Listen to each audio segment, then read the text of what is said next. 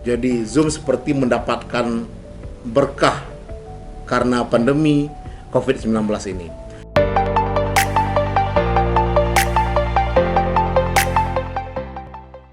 Halo, jumpa lagi dengan saya Budi Putra, host Tukang IT. Kali ini saya akan membahas tentang fakta-fakta menarik seputar Zoom, aplikasi video conference yang tiba-tiba populer sejak masa pandemi COVID-19 ini. Nah, Zoom didirikan oleh Eric Yuan, salah satu jutawan yang masuk dalam daftar orang terkaya di dunia versi majalah Forbes. Eric lahir di provinsi Shandong, China. Dia mendapatkan gelar sebagai sarjana matematika terapan dan gelar master dalam bidang teknik.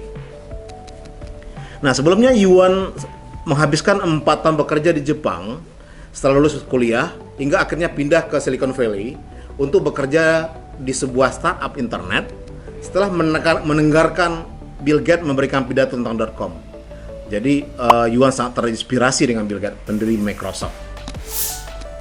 Yuan bercerita bagaimana perjuangannya memulai bikin startup video conference ini karena pada saat itu dia masih kuliah dan saat itu masih berada di China. Nah, ada yang menarik ya.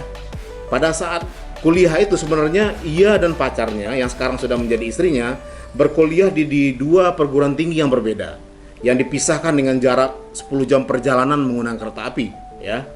Nah, inilah sebenarnya yang menjadi dasar ide awal dia bikin Zoom, karena dia pikir itu susah banget untuk dalam 10 jam perjalanan. Paling mereka bisa ketemu sekali 2 bulan, sekali 3 bulan, atau sekali 4 bulan. Dan dia berpikir bagaimana kalau ada suatu aplikasi di mana kita bisa saling berbicara dan melihat orangnya yang kita ingin ketemu. Disitulah ide pertamanya tercetus ya. Yuan juga mulai melihat bahwa peluang bekerja jarak jauh sangat besar, sehingga perusahaan-perusahaan bisa memberi pilihan bagi karyawan untuk bekerja di rumah atau di kantor atau dicampur ya, dikombinasikan, sehingga merupakan efisiensi juga buat perusahaan dan karyawan menjadi lebih punya banyak waktu juga bersama keluarga. Nah, ada yang menarik. Jadi waktu Yuan pengen hijrah ke Amerika, dia sempat terkendala soal pengajuan visa ya. Udah butuh hampir 2 tahun, akhirnya disetujui, akhirnya dia bisa masuk ke Amerika Serikat dan kemudian bekerja di perusahaan Webex ya. Nah, Webex ini adalah satu perusahaan yang yang fokus di video conference, yang kemudian diakuisisi oleh Cisco System. Nah, akhirnya Yuan menjadi salah satu wakil presiden di perusahaan di Cisco, dan disinilah sebetulnya Yuan menemukan atau membuka jalan untuk membangun Zoom seperti sekarang. Zoom sempat terkena isu keamanan ya dan privasi karena sempat ada kejadian ada hacker yang iseng ya melakukan Zoom bombing yang memungkinkan orang tanpa diundang masuk ke dalam meeting. Nah, ini sempat heboh nih.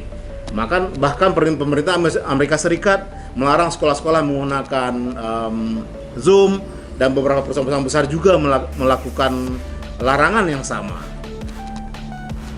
Namun kemudian hal itu bisa diselesaikan dengan baik dan Zoom berusaha memperbaiki celah-celah keamanan yang ada dalam aplikasinya.